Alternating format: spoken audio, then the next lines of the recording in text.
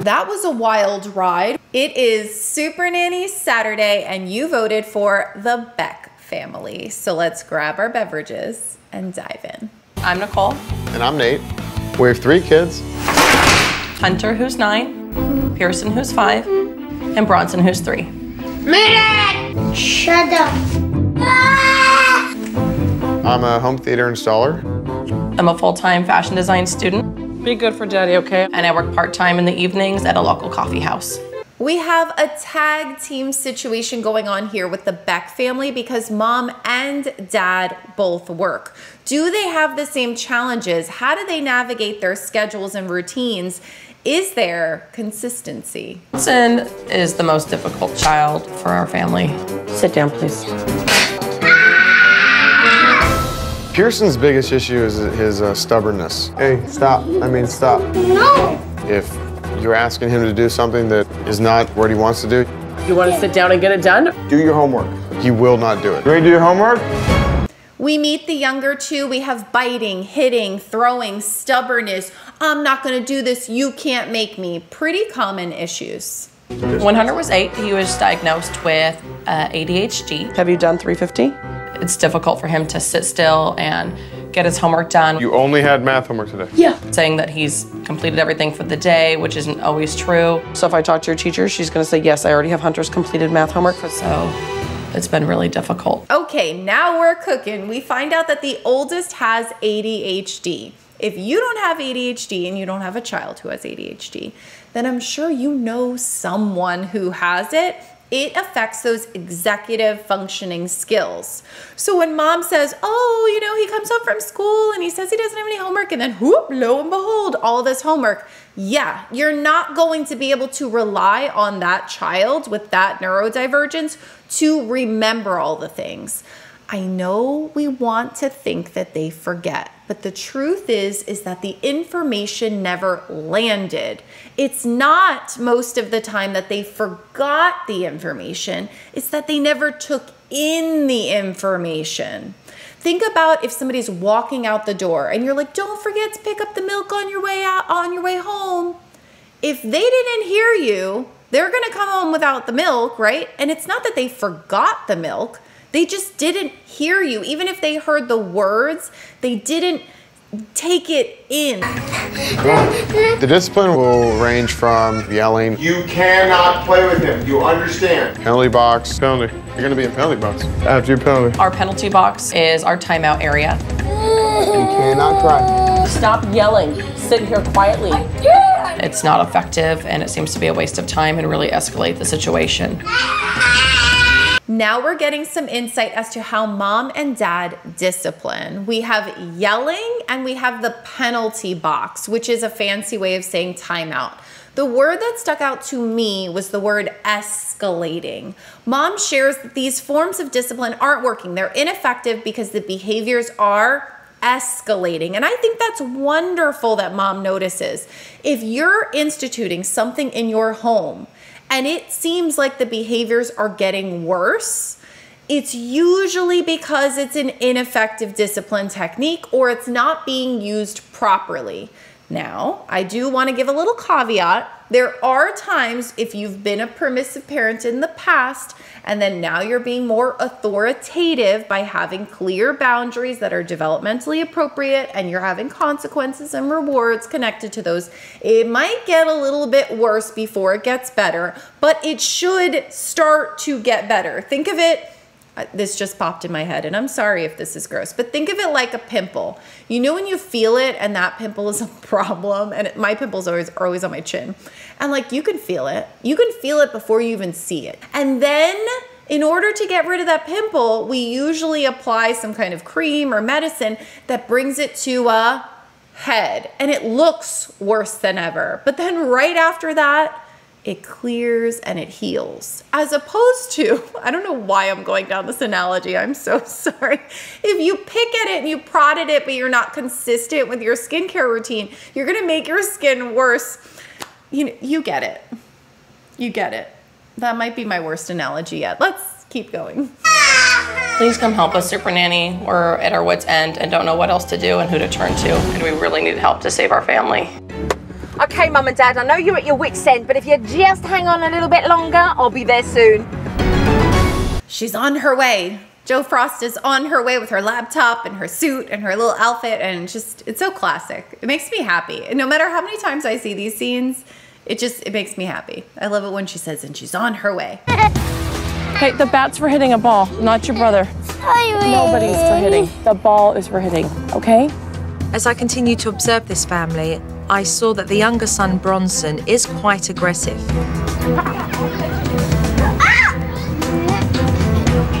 This is a pretty serious situation. The youngest child was expelled from school. Jo Frost notices he was really aggressive outside playing ball with his brothers. Now I get it. Free time for kids. Go outside, go play, go throw the ball around. It sounds great. But when you have a child who's aggressive, who struggles with impulse control, it's very dangerous. She sent out 3 children, 3, with 1 ball and 1 bat. And mind you, the kid who's aggressive is the youngest. That was a recipe for disaster. The older 2 children are gonna throw the ball back and forth. The younger one's gonna try and get involved in however he can, but then he's going to start doing things he shouldn't, then he's gonna get yelled at, and then it's gonna escalate, and then it just ends up being a mess. That free time needs to be structured. You talk to any teacher, and I'm serious, I bet your bottom dollar about this, because I am a teacher if you're new here. You ask them, so when do all the problems happen in your classroom? During recess, during times of transition, when we're lining up to go to lunch or coming back from specials or we're switching centers in the classroom, that's when the problems happen. It's not during the structured time, it's during the unstructured time. And it doesn't last forever. These are things that they'll get better at as they go. But for right now, this kid needed mom to send them out with 3 different t-ball things so that everybody has their own. And then as he gets better, then we can work on sharing and taking turns. Oh, you don't talk to mommy like that, and those words are yucky, dirty words. Mum put Bronson into a penalty box, their timeout. I'm not getting up. But then he got up. And then we saw Bronson run out of the door. The street is right there. You're not to go this way. That is not safe. Look at all these cars. That was a wild ride. We have Jo Frost taking off her heels just in case she needs to chase after a kid who's about to run in the street. What? And I wish we had that footage of what happened on the tricycle before the tantrum. What led up to the tantrum? We don't know. So we're gonna play the hypothetical game. Let's pretend like he wanted to go over there with his tricycle. And mom said, hey, bud, we gotta stay over here. We're only staying over here. Anytime you tell a toddler or a preschooler no, or any form of no, you're gonna start to see their mood change, their face change immediately. The escalation begins. If you're able to jump in with them before it escalates and you need consequences, you might be able to stop the tantrum. This is what it might look like. You go, whoa, you want to go on that other side? Yeah, it does look cool over there. You know where I'd want to go? I would like to use my tricycle on the moon. Yeah, on the moon. And I'd go around and around. Oh, what planet would you ride your tricycle on? And then they're like with you and they're engaged with you. This is called redirection. And then suddenly you're pretending like you're on the moon. Maybe you go, you know what, let's go grab some chalk. And then you start drawing things on the floor and then you make a path. And then suddenly, tantrum avoided. And just when we thought it was over, he took a break for it again and grabbed a scooter. Stop on your scooter now. You are not to come out of the house. Okay, you're to sit down in penalty and have... How many times is this child going to run out of the house, and are we going to be lucky because he's not been hit by a car? He ran out again, and this is distressing for everyone involved. No one wins. He didn't learn anything, and she's exhausted. So when I say things like, oh, pretend to go to the moon with your kids and, you know, use redirection, or be methodical about your free time and set up activities, and you go, oh, Kristen, like, I'm tired, I don't want to. Choose your hard, because yelling and corporal punishment and this garbage will never show growth. But when you do the skills and you work piece by piece on discipline with your child, eventually you let go of those things. You set up less and less. You have to redirect less and less because they're learning skills. What does it need? I said read me. What the first question is, what do we need to find out? What's the first bit of information? What do you need to list first, Hunter? I don't know. Am I acting like that with you? I'm sitting here offering help, okay? What are we doing? It's not it.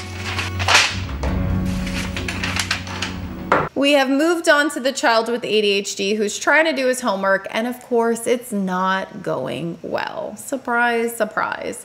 A tip I would give caregivers is change this dynamic. Instead of hovering over your child and making it like an interview and very highly pressurized, play dumb. This is what it would look like. You'd sit down next to them and you go, oh yeah, I see you got all that homework. I wouldn't even know where to start. Where in the world? I wouldn't even know what to do first. What is that? Mom, that's my reading homework. Oh gosh, okay. Well, what do you normally do first? Well, I like to do the math first. Oh yeah. Doing the math first, that's a great idea. Then suddenly the dynamics have shifted and now they have this ownership and pride over their homework. They're informing you of the way to do it and it's not this anymore.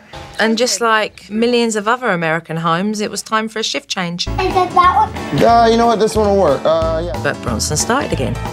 Well, am I gonna eat in the air? Yeah. Am I gonna eat in the air? Oh, who'd you hit? Yeah, are we allowed to? What's the rule? What's the rule? No, exactly. After Bronson's timeout, Dad was just able to enjoy the evening. Dad comes home from work. He uses more playful parenting. You see him holding napkins and talking about flying or something. That seemed to really help. They all had dinner together. There was really only one issue where the youngest child had to sit in timeout. Something to note is his timeout did end up being a total of 45 minutes, Joe Frost says, because every time he talked, the father added time. So perhaps talking about like shifting that. Tomorrow begins teaching day. So let's have our parent meeting. I'm here to set the record straight of why your penalty box isn't working. You guys do not give your children a warning. So you never allow them to think for themselves and to make choices for themselves that then allow them to be accountable for their consequences. I don't think I've ever heard Joe Frost talk about this, so I am so excited. She tells the parents, you need a warning. Your penalty box thing doesn't work because you don't give them a warning. I adore the program 1, 2, 3 Magic, which gives kids 2 warnings. And you might say, well, isn't that bad giving kids warnings because shouldn't they listen the first time? Okay, listen, we're working our way there, but the brain is developing and giving a warning allows them to make a different decision that might benefit them. That's the teaching aspect. Ooh, well, we're going down this path. It's not going to be good. Let's change the course. So let's pretend that your child is bouncing a ball in the house and you let them bounce this ball in the house. They just can't bounce it too high so it doesn't break anything, right? So you have like a little limit. You go, okay, see to this countertop, you can bounce the ball, but only to this countertop. It can't go higher because it might break this. You've given them the explanation. You've practiced, this is how we use the ball. And they continue to bounce it too high. You go, excuse me, I said the ball needs to be lower. That's 1. If you can't play with this ball properly, I will have to take the ball away. Then child begins to bounce ball more. Boop, boop, boop, boop, boop. Wait a few seconds and you go, that's 2. I said the ball needs to be bounced lower. Now we have these toys over here. If you're having too much trouble with that ball, there are these toys over here that you can play with. We have this and this, but if you continue to bounce that ball high, I'm going to have to take it away because it's not safe. Then child begins to bounce the ball again. You wait a few seconds and then you go, that's 3, and then you take the ball away. Those warnings provided an opportunity for the child to learn how to handle something properly. And by being clear and sticking to those counts, your child knows that you're gonna follow through on 3. There's no 2.5, there's no 2 3/4. It's that's 1, that's 2, that's 3. Thank you so much. Thank you so much for everything. Before Joe came, I was at the end of my rope. I didn't feel comfortable being really a mom at that point. Thank you very much. Take care, mate. Joe's given us so much, and it's almost like a piece of your family's leaving. Boys. Say bye. Bye-bye. If you're interested in seeing the entire episode, I linked it in the description below. Let's see where the Becks are now. This aired in 2009. It says that Nate and Nicole divorced, and Nate remarried to a woman named Ashley in May of 2015. Here's the father. We have pictures of him and his new wife from 2015. Oh, let's see this picture.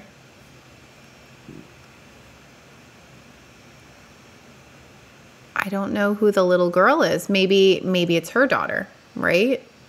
Maybe she has kids going into the relationship. Now we have Bronson's Facebook. It looks like it's mostly private. Can't see much. Just his main profile picture. That's it for the Beck family, and this question inspired a new segment we're going to call Community Questions. This is one of two. It says, I hear that a schedule is incredibly important. Could you share more about how to go about getting that into place? I know everyone's situation will differ, but I think specific examples would help. Absolutely. The first thing you want to do is separate your weekdays from your weekend, because those schedules are going to look different. Then when you're sitting down and planning, block out the times that you can't change. Think nap. Think meals, think pick up and drop off of older children, depending on how many kids you have. This wasn't really specific, so I'm gonna try and give general advice. From there, when you lay out your schedule, try to sprinkle in fun activities like glitter here, there, and everywhere, and typically following something that's challenging for your child. So if you're working on, let's say, reading in the mornings with your child, directly after reading time is something that they enjoy. Maybe it's slime or Play-Doh. So what you say to your child is, we have these 3 books or whatever. Again, it's going to depend on the age of your child. So just follow me here and make it work for your child. We have these 3 books. We're going to read these 3 books. And when we're done with these 3 books, then we get to go do slime. You have a built-in natural consequence of, if you want to do slime, we have to accomplish this. And then you just rinse and repeat throughout the day. The second question says, so what do you say when you have to go inside? There's lightning or you have an appointment. It's important that you leave the pool, but your child says that they want to keep playing. Then what? Absolutely. They will just play and play and play until we stop them, right? Especially if they're at the playground or in the pool, like you said. So this is a great question.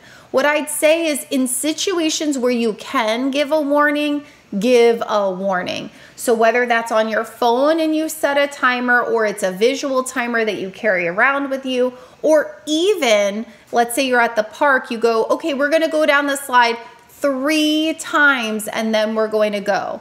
By giving the child a warning, it gives them that feeling of it's finishing up. Think of yourself when you eat food. Have you ever eaten food mindlessly and then you realize like you ate the last bite, but you didn't think about it when you were eating the last bite? So you're like, man, I wish I would have known that was my last bite because I would have really enjoyed it. So if you can, in a non-emergency situation, try to make that last thing fun. That will help.